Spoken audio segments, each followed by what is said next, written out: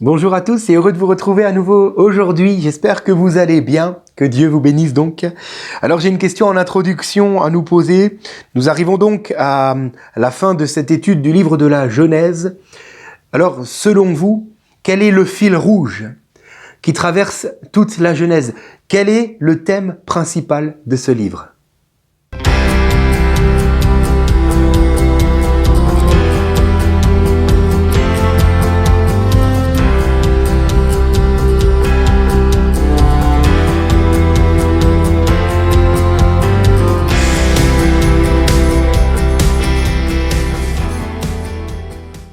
Voilà, heureux donc de vous retrouver et de passer ces moments encore avec vous et avec la parole du Seigneur au centre.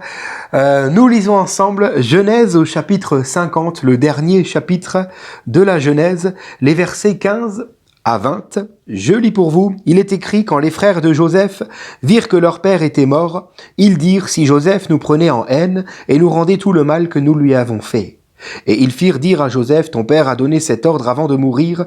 Vous parlerez ainsi à Joseph: oh, pardonne le crime de tes frères et leurs péchés, car ils t'ont fait du mal. Pardonne maintenant le péché des serviteurs du Dieu de ton père.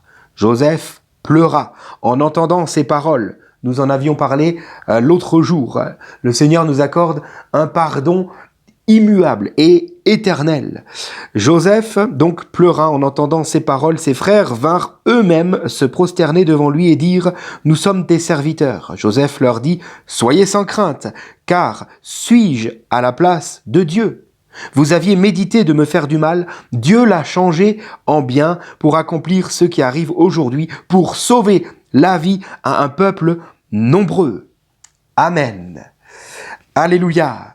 Alors, nous sommes à la conclusion de la Genèse et Moïse conclut ce livre en disant: suis-je à la place de Dieu? Vous aviez médité de me faire du mal, mais Dieu l'a changé en bien. Le fil rouge de la Genèse, pour répondre à cette question posée en introduction, c'est le même que celui de toute la Bible, car la parole de Dieu ne se contredit pas. Et il y a un seul et même fil rouge, c'est que Dieu constate qu'il y a le mal, mais Dieu change le mal en bien.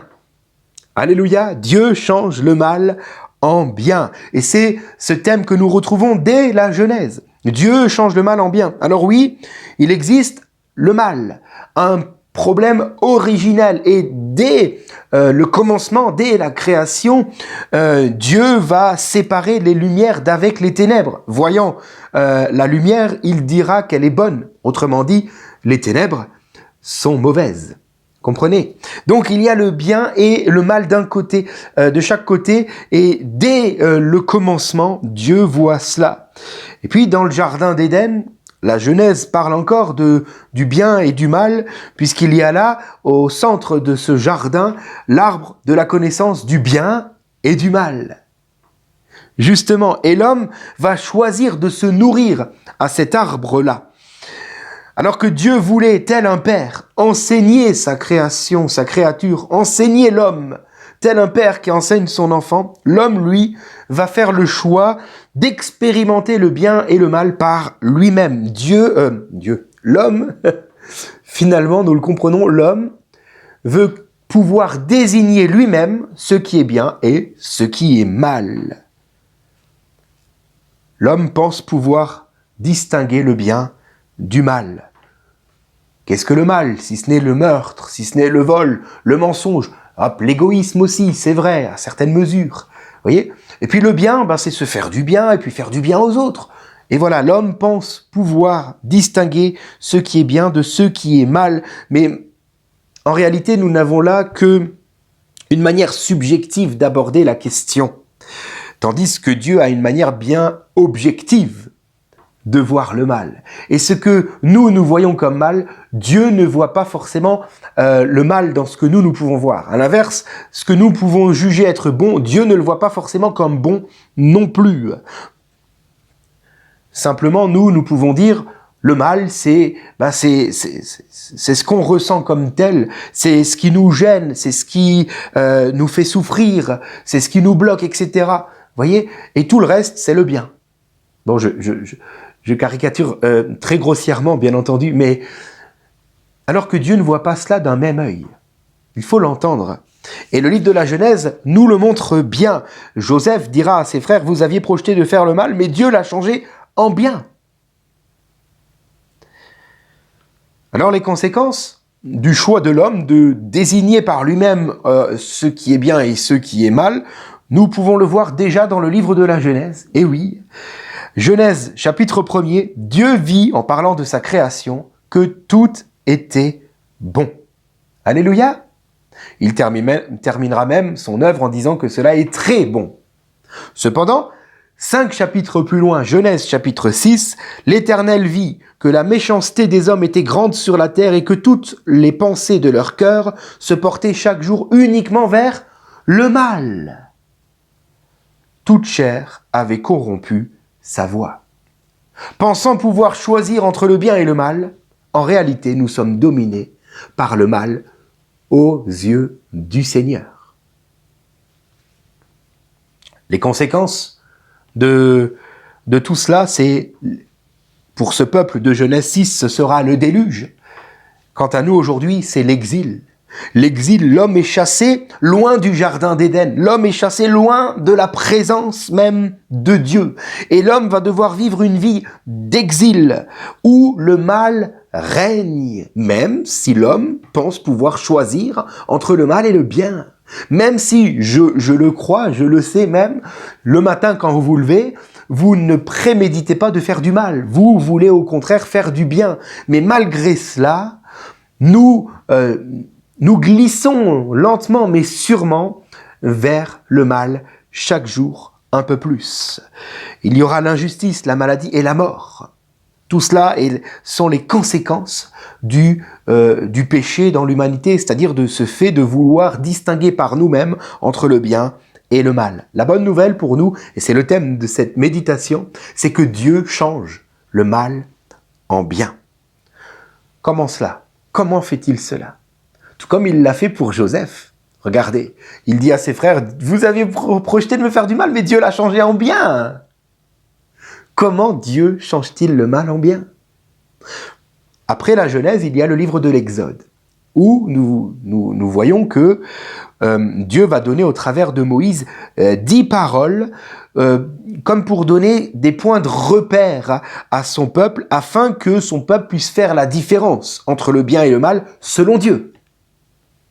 Ces 10 paroles sont les 10 commandements, gravés sur des tables de pierre par la main du Seigneur. Cependant, dès la Genèse, avant l'Exode, avant les 10 commandements, dès la Genèse, Dieu nous montre quel est le chemin qui nous permet de voir Dieu changer le mal en bien dans notre vie.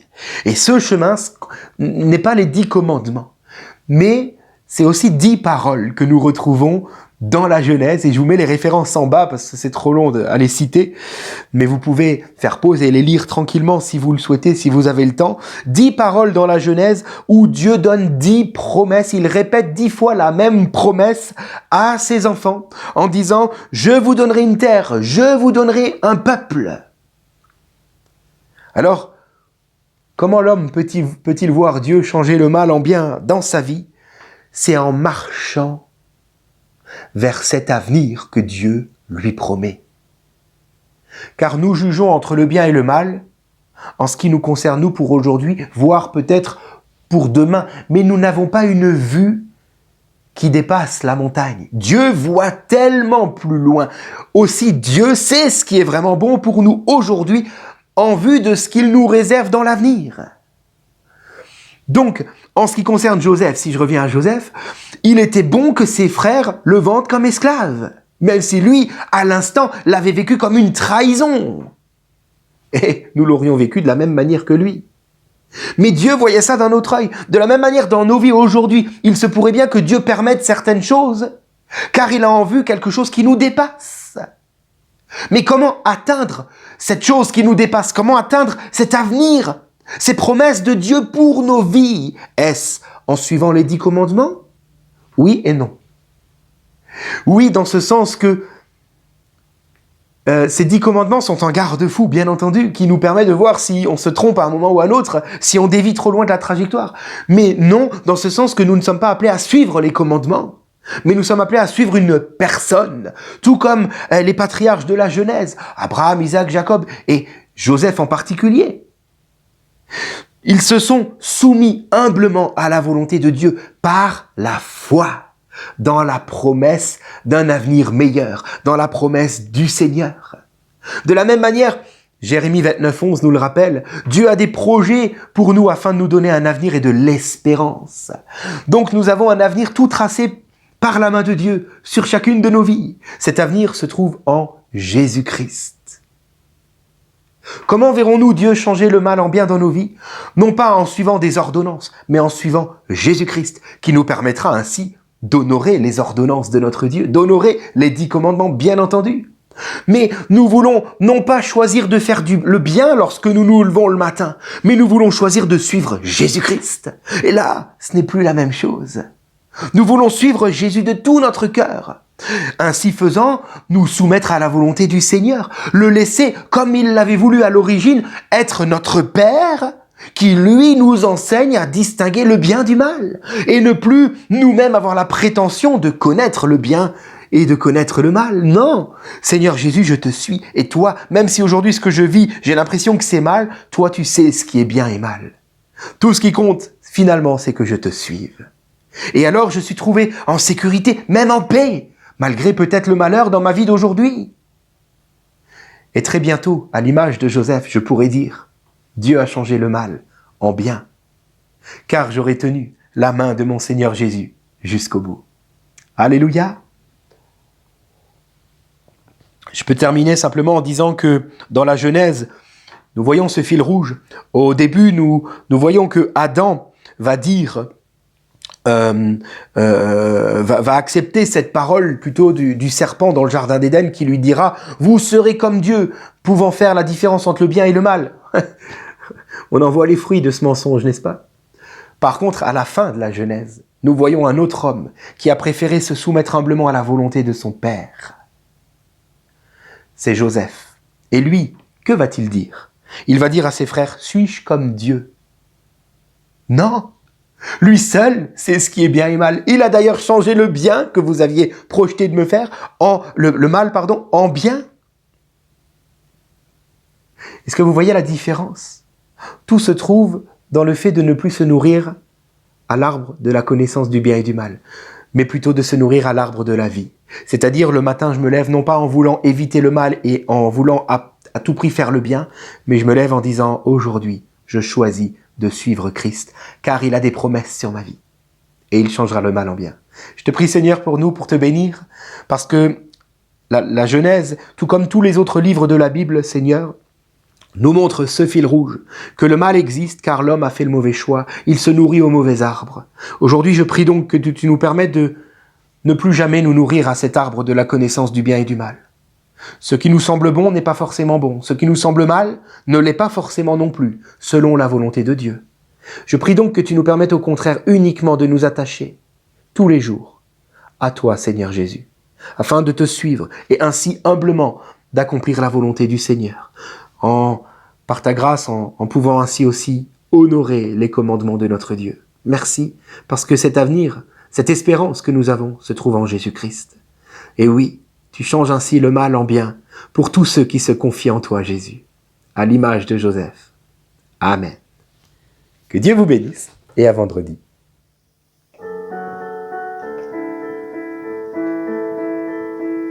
Tu transformes l'eau en vin, touche à les yeux de ta main.